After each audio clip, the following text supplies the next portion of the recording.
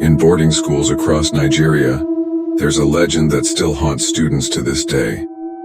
The story of Lady Koi Koi. It's a name whispered in the dead of night. A name that sends chills down your spine. If you hear the sound of high heels clicking in the hallway after dark, you know it's her still searching for those who wronged her. But where did this terrifying story begin? Let me tell you. Many years ago in a well-known boarding school there was a teacher. She was known for her beauty, elegance, and the sound of her high-heeled shoes echoing as she walked through the corridors. Koi, Koi, Koi. Students called her Lady Koi Koi because of that sound. She was always dressed in fine clothes, her hair perfectly done. And those shoes. Always those shoes. But her beauty hit a cruel heart. Lady Koi Koi was no ordinary teacher. She had a temper, one that she unleashed on her students at the slightest mistake. If you were late to class, if you spoke out of turn, even if you didn't greet her properly, she would punish you, sometimes brutally. The students feared her more than they respected her. Her punishments were harsh. She was known to slap students in front of their peers or beat them with a cane, leaving bruises both on their bodies and their spirits. No one dared to stand up to her. They were too afraid. Afraid of her wrath. Afraid of what she might do. But one day, everything changed. A group of students, tired of Lady Koi Koi's cruelty, decided to take matters into their own hands. They couldn't take the beatings, the humiliation, the constant fear anymore. So they devised a plan that would put an end to Lady Koi Koi once and for all.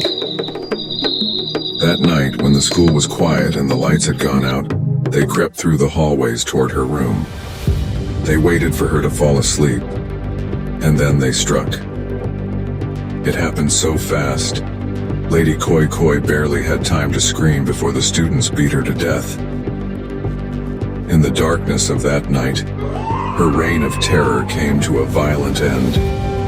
They left her there lifeless, believing they were finally free from her cruelty. But they were wrong. So very wrong. Not long after her death, strange things started happening. Late at night, when the school was quiet, students began to hear it. The sound of her heels again. Koi, Koi, Koi, echoing through the halls. At first, they thought it was their imagination, but soon, there was no denying it. Those who were brave or foolish enough to check would see her. She would appear at the end of the hallway, just a shadow at first. But then, as she moved closer, they would see her clearly, dressed in her fine red gown, her high heels clicking on the floor, her eyes burning with fury. Lady Koi Koi had returned, but this time, as a ghost. The students realized too late that death had not stopped her. If you hear Lady Koi Koi's heels in the night, run. Run and don't look back. For those who have seen her, they never live to tell the tale. To this day, in boarding schools across Nigeria, the legend of Lady Koi Koi lives on.